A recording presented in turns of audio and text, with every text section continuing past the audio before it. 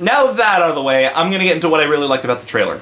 So, the first thing I really liked about this is that I let you guys know, I watched the Escapist version that has subtitles, so I know what was going on this time. And the first thing I noticed that's really awesome, and it'll also be accompanied with something that kind of sucks, is that you have your Kenshin, or your actor representing Kenshin, his portrayal, I don't know who he is, you have him using the line, Oro.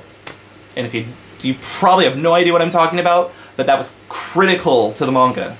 Kenshin's catchphrase, or his little line, what Watsuki gave to him personally because of a comedian he really liked, was the line, Oro. And it's basically a funny tweak that Kenshin has, where he says this line, this little quip in awkward situations, or when when embarrassing things happen. It's that kind of little garnish to the movie that gives it me as the manga reader respect. They actually did their homework on this one. It's just their first sign. However, it was accompanied by not really doing the first moment of the first volume incorrectly. How Kenshin and Kaoru meet up, how the story starts, is that Kenshin winds up in Edo, wandering around in the middle of, or in the early morning, and Kaoru's on watch for a murder going on in the Batosai name, his past life as an assassin. So Kenshin ends up getting caught by Kaoru, and, she ends up getting, they end up finding the imposter, but Kaoru gets beat down.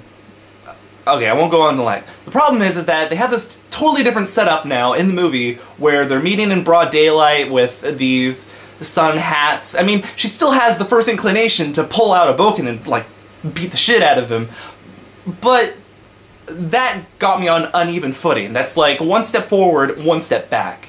So, that's that. The next part,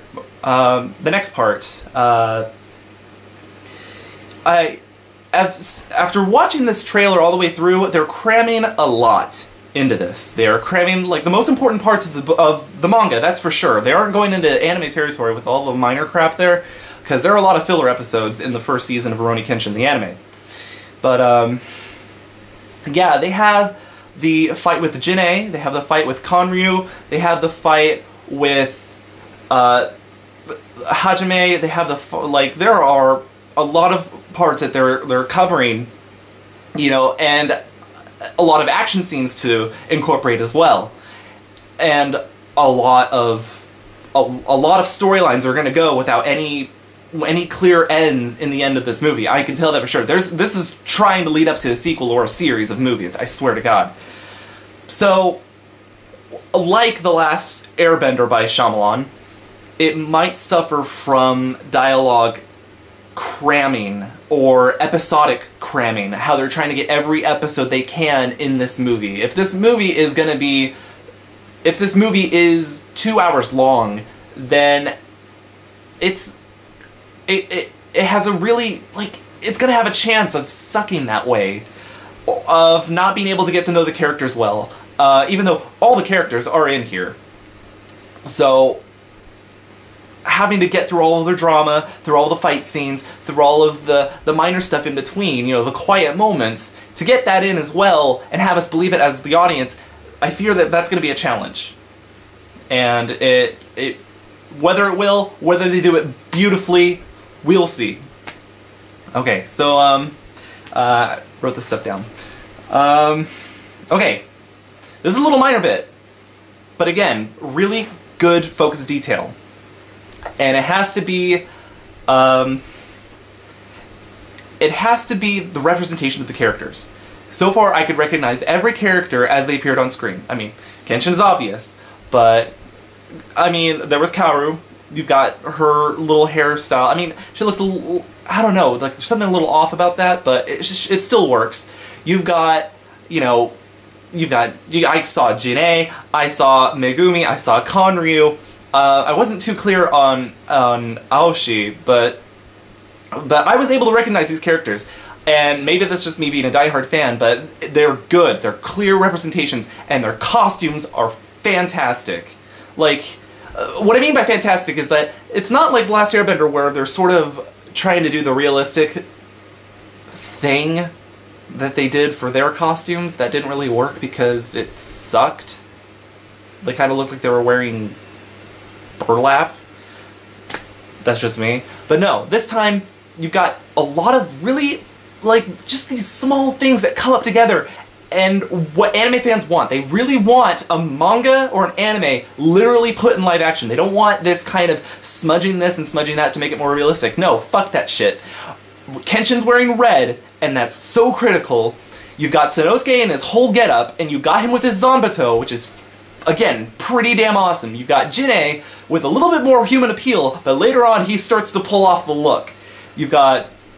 I didn't see too much of Kaoru, though. I mean, I think the least focused characters on in this trailer were Yahiko and Megumi, and that's fine because Yahiko doesn't play much of a part until the second season. I mean, he's around, but he doesn't really get much important moments in the first season.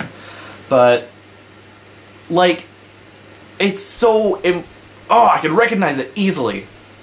For every moment, every character, and every fight scene. Like, I know what's going on. And that's what we want. That's exactly what we want as anime viewers. We want to be able to see those fights put into live action because as much as anime can do and as much as manga can do, to see that, like, come to a closer reality can work. It can really work. It can be fantastic. I'll move on. However, though, I do have to complain. In this trailer, right during the middle, they throw in this shitty English, like, rock song. And that was unnecessary. Like, they couldn't get any, like, anything a little bit more, I guess a bit more, not historical, but just something to help set the mood of Meiji. Like, a little traditional, a little authentic. Something a little bit more authentic to the movie. But no, you threw in this shitty action rock song.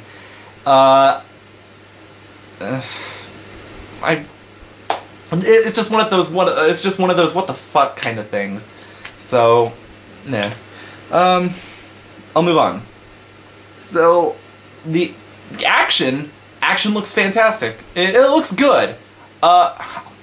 Again, I'm still worrying about, like, because you see some things in the trailer, they're not going to appear the same way in the movie. So the action in the trailer does look good. It looks up to pace. It actually looks like it has some kind of thrill to it. The action in The Last Airbender sucked ass. There was nothing to worry about in Last Airbender, but here it looks intense. Like, not crazy intense, but it's got some spark to it, some lightning going through, and that's what I want, especially in a series so focused on action. I mean, of course, they're probably not going to do the whole sword style explanation thing because that also took up a lot of dialogue explaining, you know, I mean, you can imagine if you've seen the manga, you know the giant borders of kanji that scream out the Mitsurugi, you know, style. And I don't think they're not going to need to cover it up this time because I think we know, fans are going to know, and I think everyone else is going to be in there for the sword fights. So that'll be enough for them. You don't want to just throw a bunch of sword facts at them.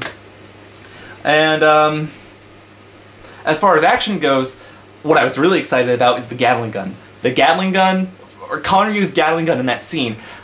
In part way, like more than halfway through the trailer, he pulls out the Gatling gun and he starts firing the shit out of it, and you can see Kenshin ducking under furniture and stuff, and oh man, it looks so cool. Like, I think the Gatling gun is kind of CG, but I really don't care because, like, oh, it's not even set up the right way. The room is completely wrong, but I don't know. I found it thrilling. Like, I really did. I really want to see that scene. Like, I hope they do that well. And okay, like, well, honestly, that's actually mostly what I got. Like, to sum it up quick, this might be a step in the right direction for anime movies. This might be a step in the right direction for what was a good series to me. Maybe other people finally get to know about it. And the reason why this is the rumor I've heard, the reason why they're doing this movie right now, though, is that after so much time has passed, and after Watsuki released his entire series, and then he released the condensed giant volumes, I hear that they're rebooting the anime series. And this is kind of where things get sour, because I really liked the original anime series with Richard, I forget his last name, with Richard voicing as Kenshin, and Dorothy and voicing as Kaoru, and Wendy Lee as Yaiko. Because, I mean, if they're going to reboot the series, those originals, if you've seen the original Rurouni Kenshin anime, as campy as it is in the early episodes, like, those are going to get rare. And you're going to want, I'm going to want to hang on to those. I'm going to want to get them as soon as I can, because they are already climbing up in price on Amazon, and I've seen the redub called Samurai X. Okay, I'm going to let you fans know, Samurai X fits better with the OVA movies rather than the series. Because for me, it's always been Rurouni Kenshin. Samurai X is used to identify the movies. That's the limit for me. Other than that, it's all Rurouni Kenshin. Lay off the Samurai X. It sounds dumb. It really does. But this redub that I'm going on about for the anime, where they end up getting rid of Dorothy's voice for this shitty representation of Kaoru, and she becomes this bubbly fuckhead, and I couldn't, like, it hurt. I couldn't watch this. So the original anime series might become rare, because if they're gonna reboot, like, make the anime series again, they might not have the same voices. Things may not even go the same way again. Like, for me, Richard C., he is Kenshin's voice. I've connotated that. That's how it syncs up in my brain. It has to be that. And I'm convinced I have to get the first and second season of Rurouni Kenshin now. But possibilities. That's my bottom line for this trailer. Possibilities. And I'm going to see this. I am so going to see this movie, and I'm so going to review the shit out of it. Because if it's bad, I'm gonna be pissed. I'm gonna be so burning, raged pissed. But if it's good, I implore you, I will plead for you to see this, because it needs the attention. As an anime fan, for other anime fans, for other movie fans, if it works, if it doesn't, I just don't want it to be like, I don't want it to be from average to horrible. And if I get a laugh out of it for being bad, then I will. And I will eat my words for those who feel completely devastated by Last Airbender. So, stay tuned for that.